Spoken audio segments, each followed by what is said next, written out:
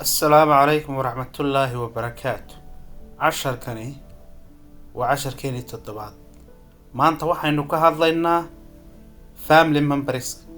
family members waxa weeyaan xubnaha qoyska. family waa qoys, member na waa xubin. halkan waxaynu haysanaa waxa layna weydiiyay su'aal. su-aashu waxay odhanaysaa how many people are in your family? qoyskaagu waa imisa qof? Think about that question before we begin, okay? Think about your answer before we begin, okay? Ka fakar jawaabtaada intaynan casharka si fiican u bilaaban. qoyskaagu imisa qof ayuu ka kooban yahay? qoys, vocabulary, family members. waxaan vocabulary waxa weeyaan waa erayo. qoys, family, member or members. member waa xubin, members na waa xubno. English here, Somali here. xaggana waa dhinaci Englishta, xaggana waa dhinaci Somali. xaggan Somali bay ku qoran yihiin, xaggana English. marka waxaan Ingiriisi baan ka odhanayaa, Somalina waa ku sheegay family, qoys. Father, aabbo ama aabe marba saad u taqaano. Mother, hooyo. Parents, waalidiin. Parent mid waalidiinta ka midana waa la odhan karaa marka s lagu darana waa waalidiin. Brother, walaalka. Brother waxa weeye walaalka ama waa walaal lab ama walaalka. Brother waa walaal lab. Sister, walaasha ama walaasha oo dhadiga. Son waa wiil ama inan marba saad u taqaana, wiil ama inan. Son marka waxa weeye qofka aad adigu inanka ama wiilka aad adigu dhasho. Daughter ama daughter labadaba waad odhan kartaa. waa gabadh ama inan marka waxa weeye gabadha aad dhasho ama inanta aad dhasho. Grandfather awow. Grandmother ayeeyo. Uncle adeer ama abti. Aunt eedo ama habar yar. marka Ingiriisida uncle wuxuu ka hadlayaa adeerkii abtigiiba halkaynu inagu af Soomaaliga uu erey u gaari jira adeerka oo adeer yahay, abtigina uu erey u gaari leeyahay abti yahay. laakiin Ingiriisida labadoodaba waxa la isku yiraahdaa uncle. Aunt eedo iyo habar yar labadaba auntie baa leh. aunt. okay. cousin waa inadeer ama inaabti. cousin. husband waa nin. waa ninka ma garanaysaa waxa weeyaan ninku waa man bad, laakiin ninka waxa weeyaan qoys kale ba husband leh, reer kale, xaas kale iyo husband leeyahay. wife waxa weeye xaas. ninka xaaskana waxa la yiraahdaa husband. gabadha xaaska ninka reer kalena waxa la yiraahdaa wife. okay. key sentences. Think about your family. ka fakar qoyskaaga. This is my sister. This is my father. kani waa aabahay. This waxa loo isticmaalaa wax ku dhow. haddii aad gacanta farta ku fiiqayso kale uu aabaha ku ag taagan waxaad odhan kartaa this is my father. kani waa aabahay. haddii hooyada ay sidoo kale ku ag taaganta waxaad odhan kartaa this is my mother. tani waa hooyaday. I have one brother. Have waxaad haysatay sheegta. waxaan leeyahay walaal. hal walaal baan leeyahay.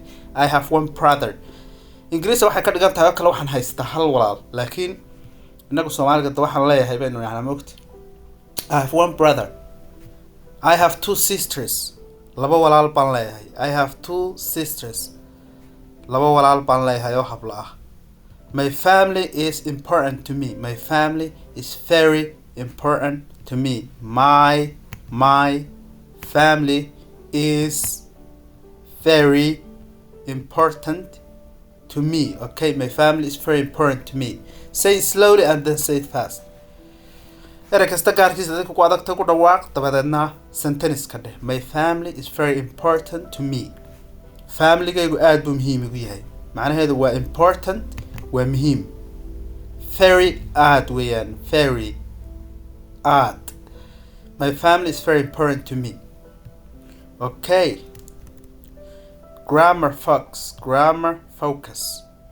وديرد grammar والنحو. using استعمالك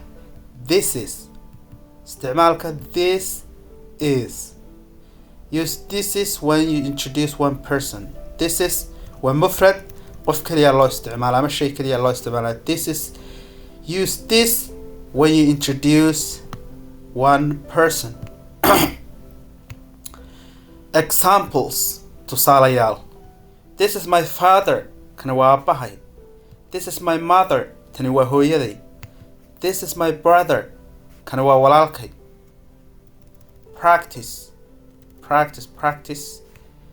practice waxayna waa ku celcelin.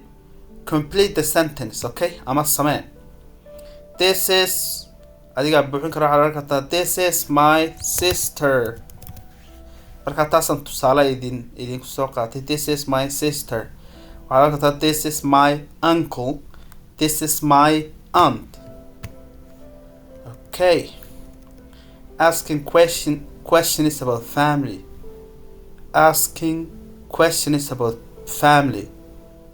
weydiinta su'aalaha qoyska. okay. who is this?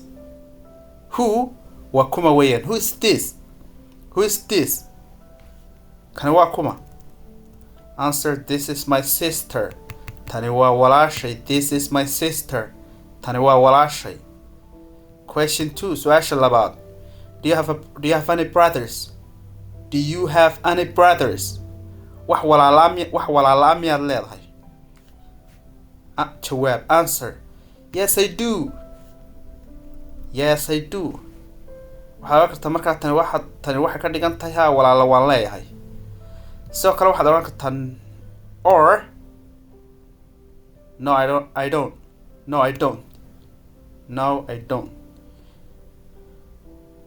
markaa waxay tani ka dhigan tahay malihi brothers. no I don't. okay. question 3. how many brothers do you have? answer I have 2 brothers. waxaan leeyahay 2 walaal. conversation waa wada sheekaysi. waanigii idin sheegay idhi haddii aad ereyga u dhawaaqiisa kugu adagii kala jarjar oo syllables u kala jajabi. conversation markastaad intaa aragta intaa waxaa loogu dhawaaqaa 5. okay. conversation.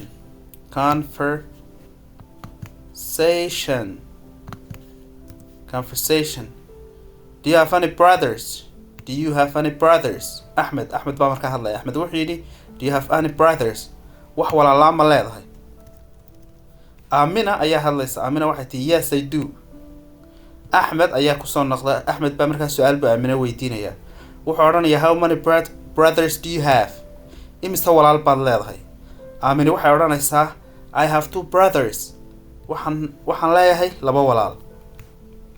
Ahmed ayaa odhanaya do you have any sisters? Ahmed wuxuu odhanaya wax walaalaa ma leedahay?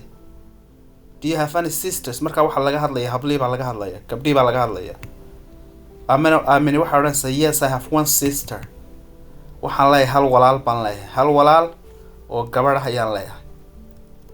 okay. pronunciation practice ku celcelinta dhawaaqa. I'm going to say it. waan odhanayaa repeat after me. okay iga daba dheh. repeat after me iga daba dheh. okay. father aabe. mother hooyo. brother walaal. sister walaasha ama walaal ba ayada qudheed waa walaal laakiin walaasha waa dhadig waa female ama dhadig. family qoys. grandmother waa ayeeyo. grandfather marka ayeeyo hooyo iyo ayeeyo aababa waa grandmother. labadaba waxaad u isticmaali kartaa ayayda hooyo iyo ayayda aababa grandmother. Grandfather, awowga aaba iyo awowga hooyo waxaad odhan kartaa grandfather. labadoodaba ingiriisida waxaa lagu yihahdaa grandfather. Cousin, in adeer ama in abti. Now say them again slowly, okay? adigu marka inta videoga slow down garaysa ku dhawaa waxaad isku dadaanaysaa saxda ugu dhawaaqdo macnahoodana inaad fahanto.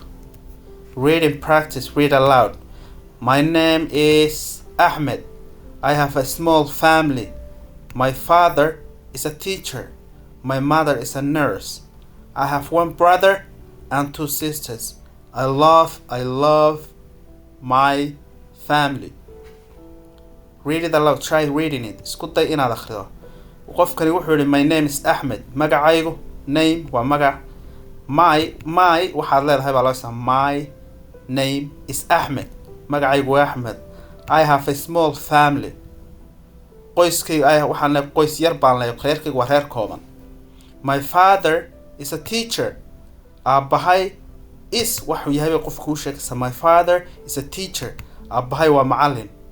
My mother is a nurse. My mother is a nurse. Hooyaday waxa weeye kalkaaliso caafimaad. I have one brother. Waxa leeyahay hal walaal and two sisters. Iyo laba hablood aan walaalanahay. Two sisters. Sisters waa walaalaha hablaha weeyaan, okay? I love my family.